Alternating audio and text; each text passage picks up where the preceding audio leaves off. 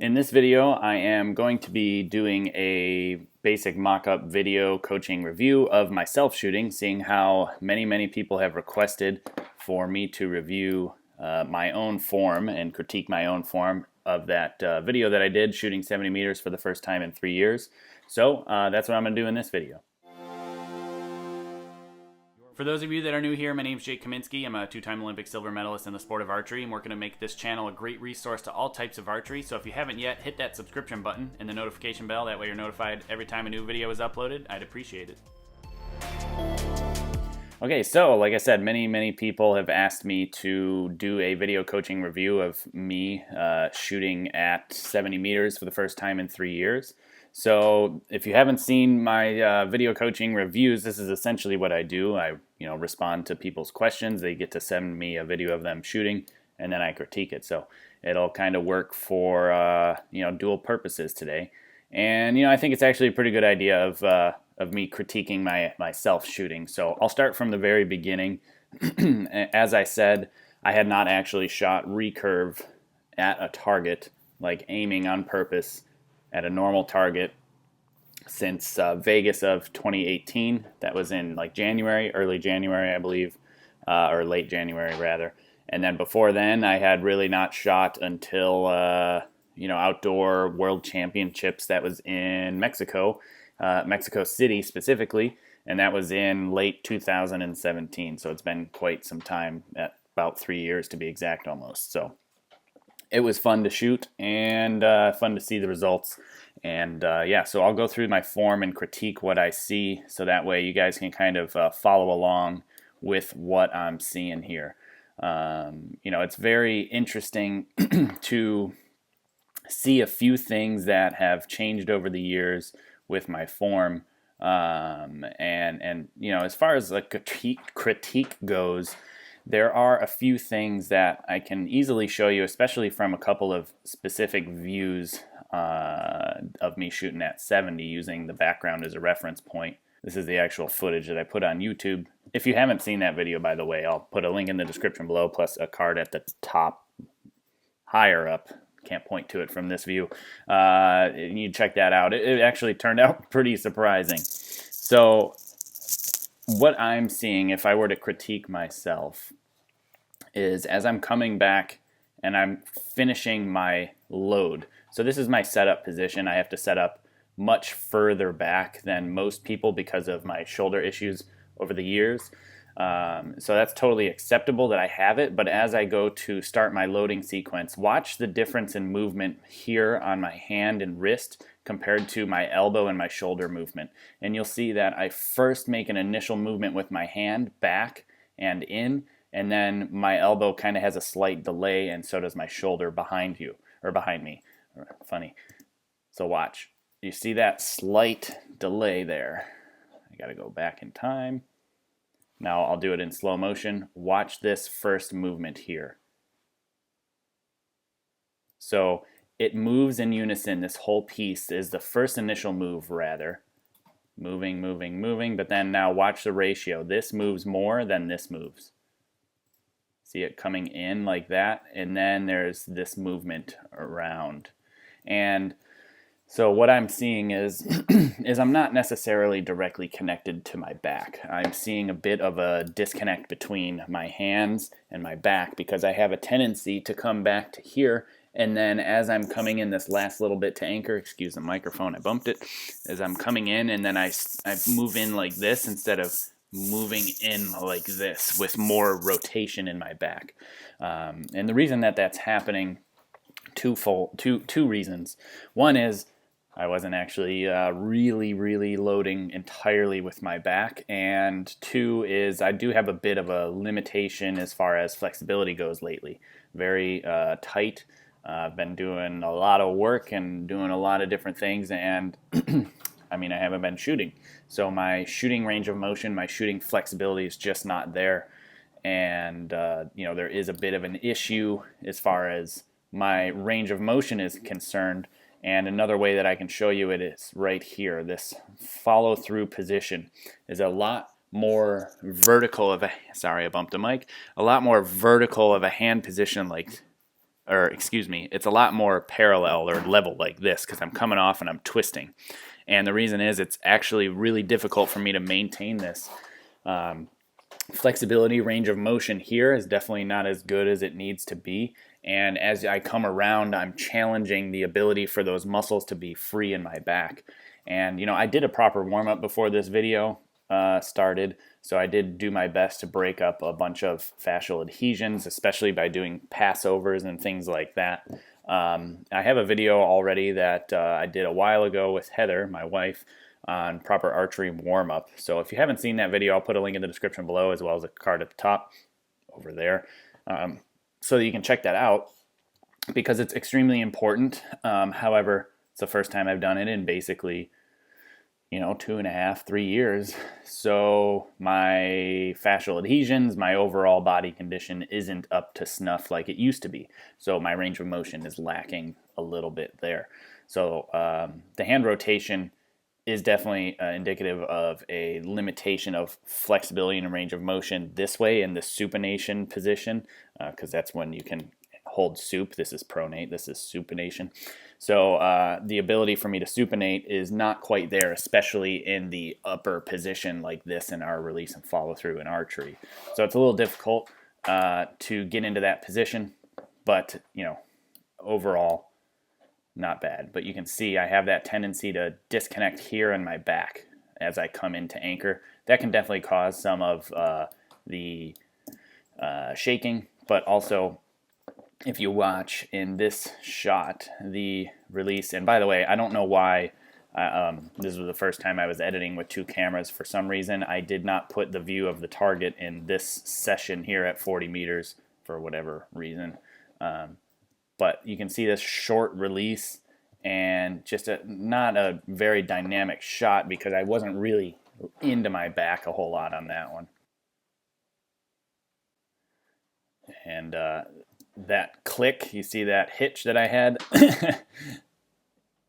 Watch.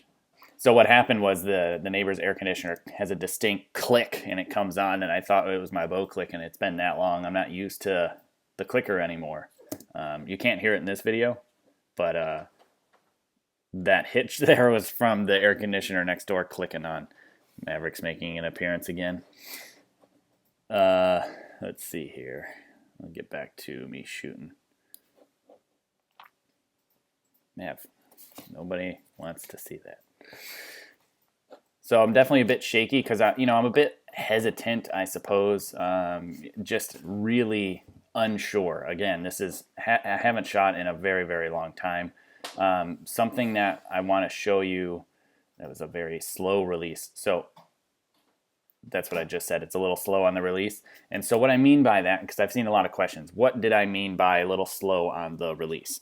So meaning that it was the clicker clicked and it was just kind of like a click, boom, and then finish. It wasn't like a dynamic follow through tension and direction continually through release and follow through. There was that bit of a like slow, meaning it wasn't a total collapse because I didn't lose the entirety of the back tension or the tension that I built up while at full draw on that back half on the draw side.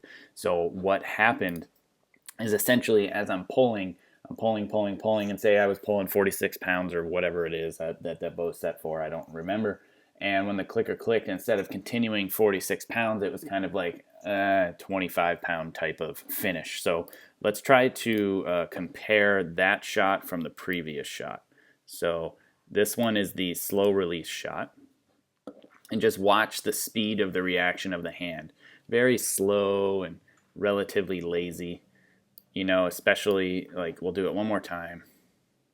Watch the direction that it moves. It kind of comes out and up and around. You can see my hand movement a lot more. There's a lot less elbowing coming around when the shot breaks. So watch this elbow speed specifically.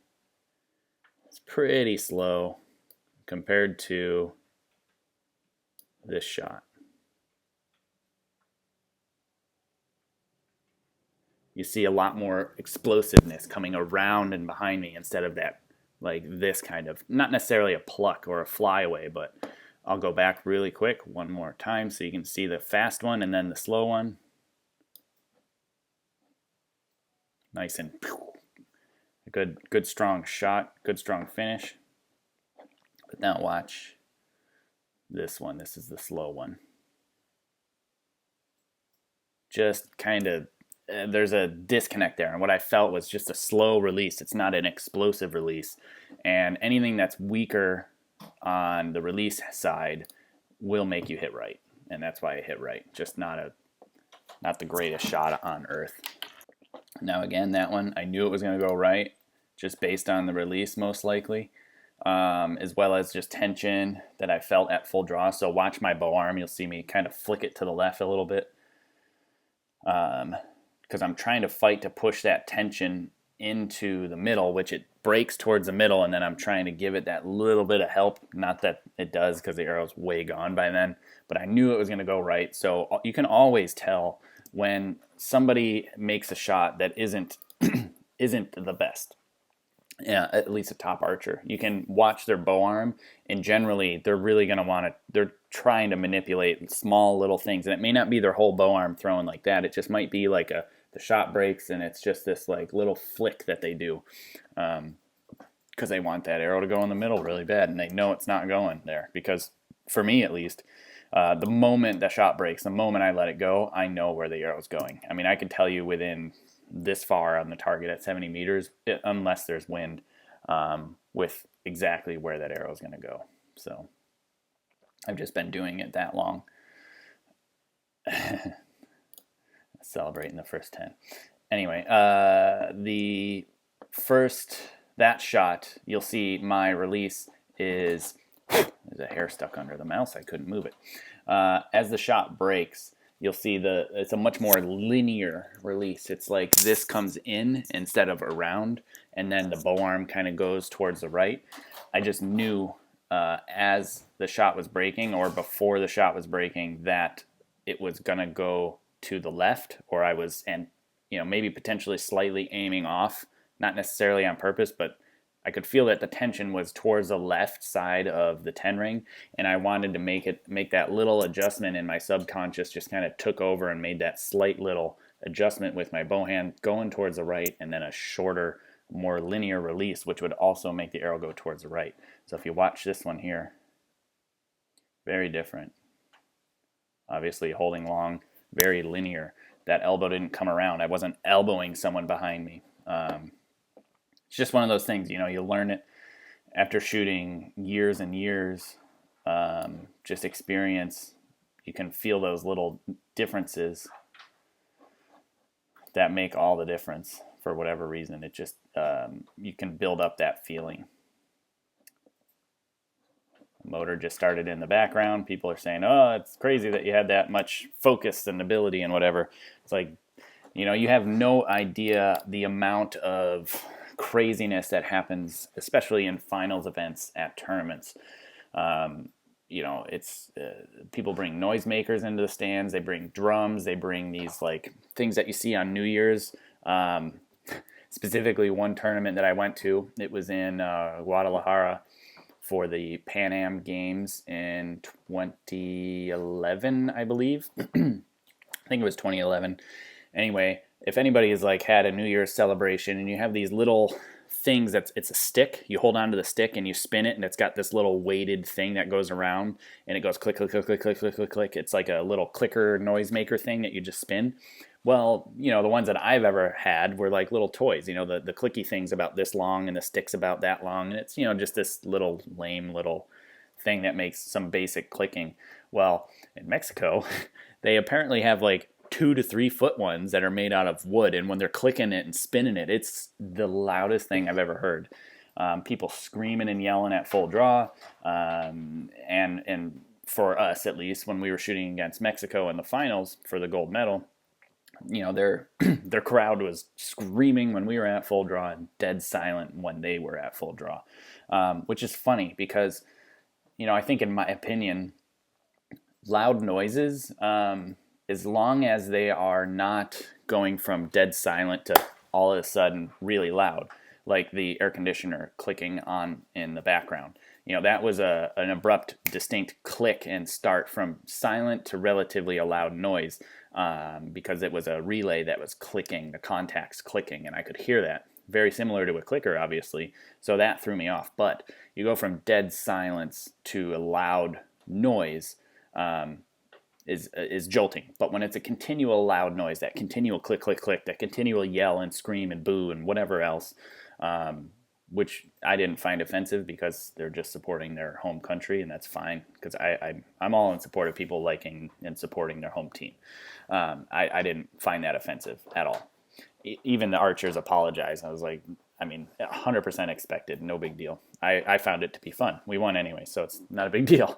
Anyway, the constant loud noise, I think, allows you to focus more on the task at hand. Whereas if it, like for them, it was dead silent. And I think in that way, it's more pressure. They feel more pressure because, as they're getting ready to shoot and pull back, the whole crowd goes, shh, shh, shh, and you can hear people quieting down other people. I just feel like that in itself is more pressure rather than the constant noise. So I think it's funny. Anyway, I'm going off on a tangent. So, yeah, first score an arrow, shot a 10. Let's see, it was a fresh shot, or relatively fresh feeling, getting into the back. Just overall an easy shot. It looked like it went easy to me.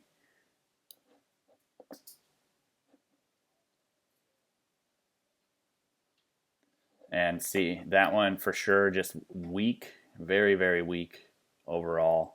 There were some odd noises in the background. And let's see. A little bit of wind. If you watch the trees up here, it's picking up. And I think in a little way, I was subconsciously thinking, I wish I had a windsock. And there was a lot of little distracting thoughts that were coming in and out. So I'm just not engaged in my back, not really fully committed to the shot. A weaker, slower shot, the arrow hits right, as expected on that right 8 there. And all these next ones, I'm just hanging right. My sight's not quite there. I'm not used to holding my cant on this hillside because the camera right now is level. I have a little bubble on my tripod that I use, so even if the tripod's offset, I can adjust the head to be level to gravity. So that way the framing always looks relatively good. So you see this kind of slope here to the right. That's not because the camera's at an off angle, because if you see, I'm standing straight here. And the trees, well, they all kind of lean that way. Some of these aren't. These are straight right here. So you can tell that the hill was kind of pulling me towards the right, and so I cant a little bit more towards the right on this hill or in my yard than most ranges because of the slide slope. So I was fighting that, fighting my cant, I believe, just slightly. Again, I hadn't shot in forever, so I lost all those feelings. I lost that touch. That one, same thing. If you watch my release, not same thing, slightly different, but one similar from before is a very short linear release, and you can see my finger stick out on my neck. Besides the letting down. Most of the letting down was due to feeling that I knew it was not going to go in the middle. I could just tell I was building up tension, similar to the shots that were hitting to the right. That kind of same tension was building up, and I just decided I'm going to abort, start over, because I'm not under timing. I knew that one was going to go left. You could see the bow hand flick to the right. It's just one of them things. So now this view is one of the ones I wanted to show you specifically. If you watch my sight pin in relation to the target, I come into full draw and it's moving, and then it stabilizes and I get through. So as it's moving to the right, I'm I'm definitely did not spend the time to really stabilize my legs. I didn't even really tear apart the paper towels that I always suggest for really good proper stance and posture. Just things I forgot. Like I said at the end of the video, I kind of summarized and said I remembered a lot of things and I forgot a lot of things. And it's one thing to explain it to other people. It's a whole other thing to do all of it together, especially after forgetting how to do it and just trying to wing it, after 3 years. So I found that my stance and the engagement in the ground and my gripping of the earth wasn't as good as that I had done in the past. I was also shooting in different shoes that were much higher in the heel, and that was absolutely causing me to start leaning forward. Normally I shoot with an absolute zero slope shoe. This one I think was like a 4 or 5 millimeter slope, which is a lot for me. That's a big change. It's also a very soft soled shoe, so I was very much so disconnected from the ground, and I was not very fully engaged. So I believe that a lot of my lean that you'll be able to see as this end progresses is all coming from my shoes and my lack of engagement on the ground itself.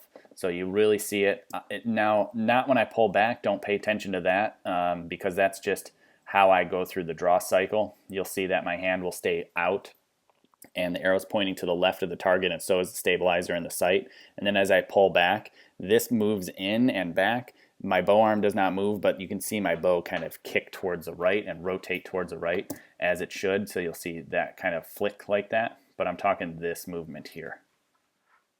Constantly moving to the right. I knew it was going to go. I said that one was my fault because I kind of just fell out of the shot. I wasn't really even engaged. Same thing, falling, but stabilized on that one.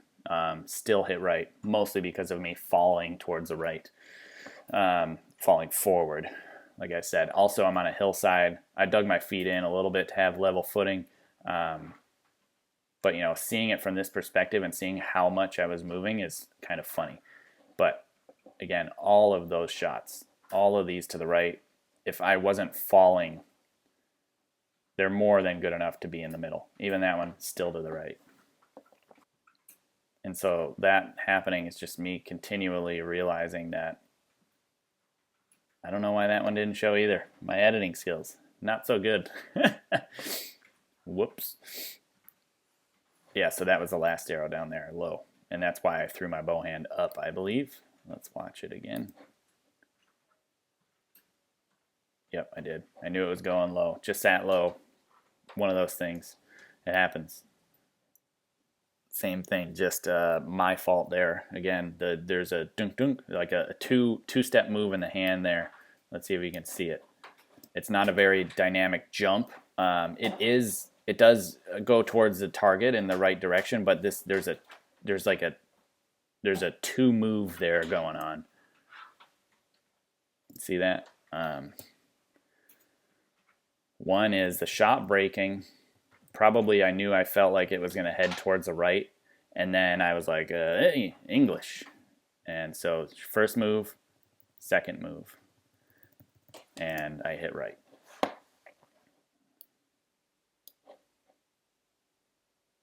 Again, different view. You can see the hand disconnect from the shoulder. Two move again. So maybe there's something going on up front that I need to look at.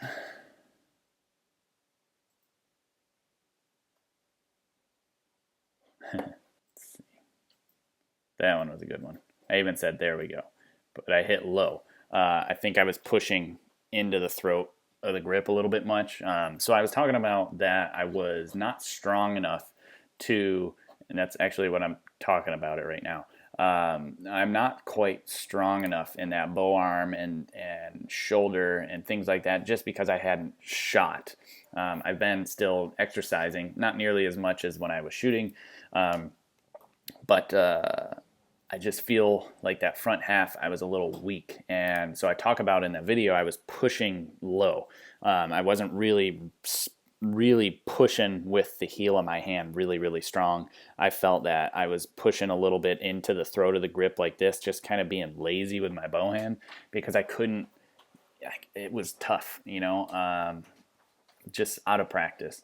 And that's where those low shots are coming from. So I'm talking about it actually in the video, explaining that I feel like I was a little weak in the bow hand and I was trying to push here, but just not successful. That one was better, and that's why the arrow also went a little higher. So, and I'm talking about it now too. When you push more in the throat, you hit low. When you push more heel, you're going to hit high. So you got to be consistent one way or another. I suggest pushing down here. A lot stronger position to be in, especially in the wind and the rain. Yeah, that one, I'm just getting tired at that point. Just being sloppy with the bow arm. Rushing the shot. Because I'm wanting to get the arrows off, and I'm not making sure I hit my marks and really engage in my back and transfer and take all those specific movements. Yeah.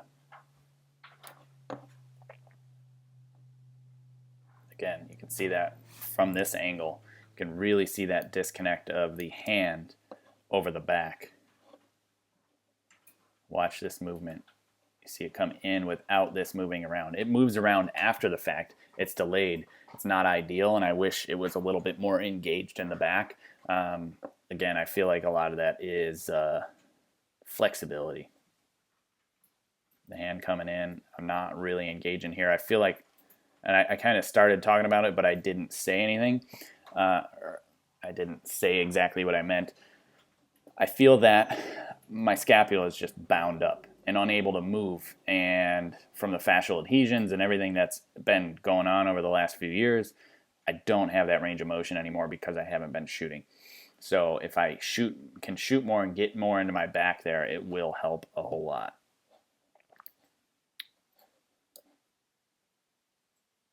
See, and this one I just kind of hit my stride a little bit better. It felt much easier. The strong bow hand really helped. And so having a really strong platform to base everything off of really makes a huge difference. So a strong bow arm makes and bow shoulder makes a massive difference. That was a quick one. I got just purely lucky on that one. I think this is the last end.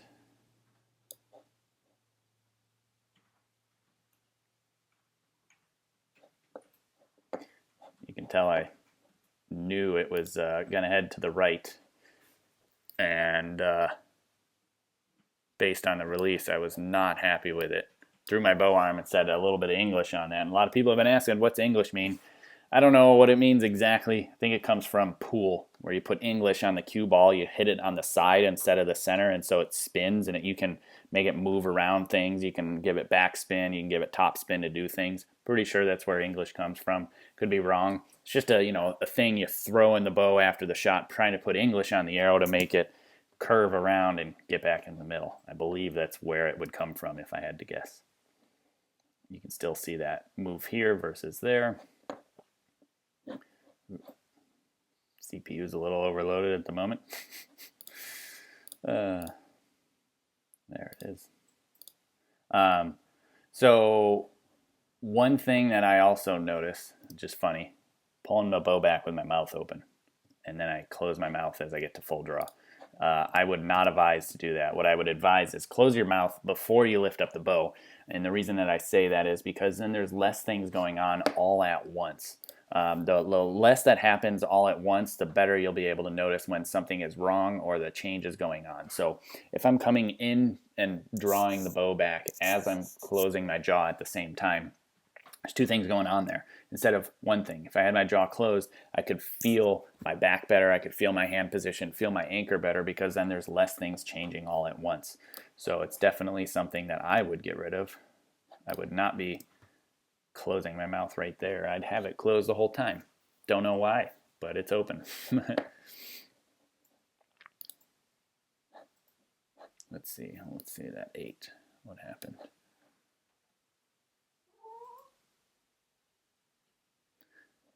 Overall, falling down the hill. I think that was most of what's going on. It was shoes and stance, big time for me.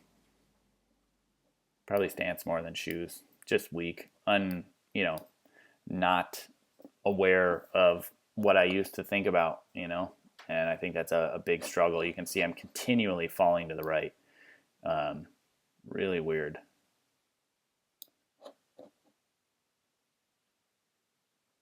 And that one I just was getting really driving it.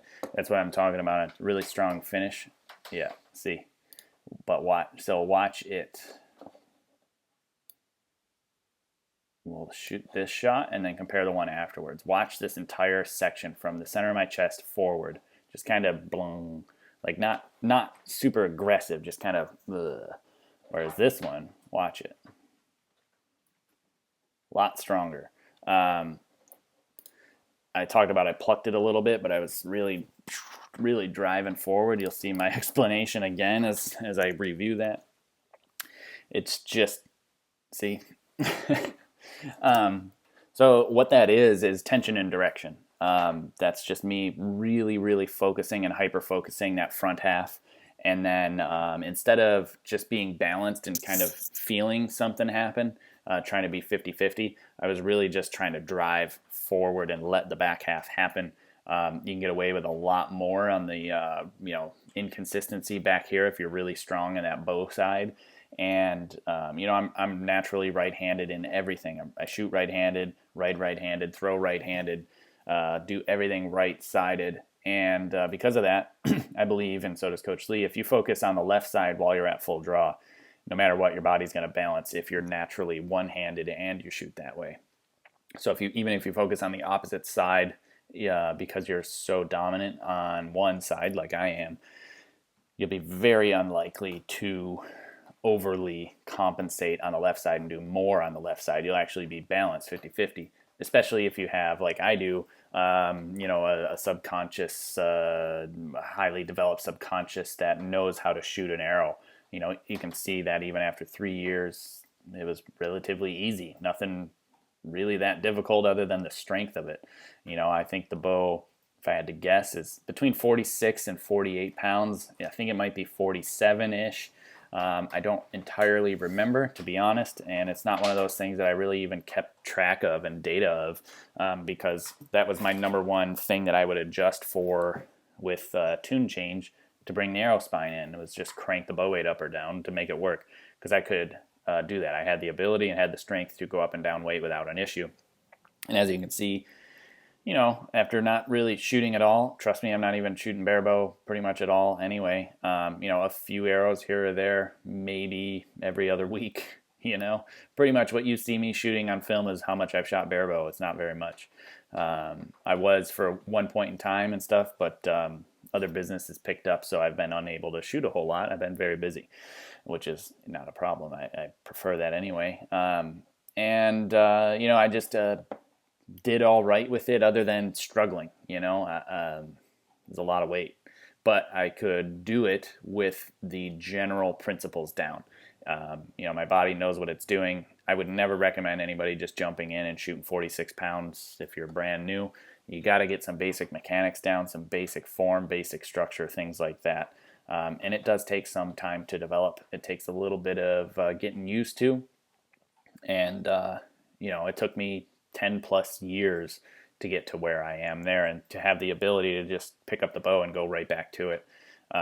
It's the arrows, the hours, the effort. There's genuinely at least 400,000 arrows in between those. Yeah, 400. Let me see. Bring a calculator up. Because on average, I would say I was shooting about 1,650 as far as arrows a week. Definitely 52 weeks a year, and that's every 4 years. So I've shot 350,000 arrows, give or take, every 4 years. In between 2012 2016, that's what I shot. And then before then, I shot at least double that. Not double that, but because there's another 4 years before then. So I've got 700,000 plus arrows easily, because there was some days I was shooting way more than that, and some days I was shooting 400 plus arrows a day, several days a week while I lived at the training center. So it was probably closer to 1,800 a week. Hi, Kat. So that's why I could fall back on this. Not because it's easy or magic. It's because I've done this many arrows, and it's a lot of work and a lot of effort. If you put in your time, you could take 3 years off in the future and do it too. So anyway, thanks for the suggestion of reviewing this video of myself shooting. I didn't even think of that. I thought it was a brilliant idea, and I appreciate the support, feedback, and overall the good vibes. Hey, thanks for watching. If you like this video, consider hitting the subscription button and the notification bell, as well as the like button. I would appreciate it. Also, please consider supporting my channel. If you head to my website, jakekaminski.com, there'll be info and links on Patreon, apparel, books, and equipment sales, PayPal donate button, a P.O. box to send things to, and above all else, please share this video because there's no better advertising than word of mouth.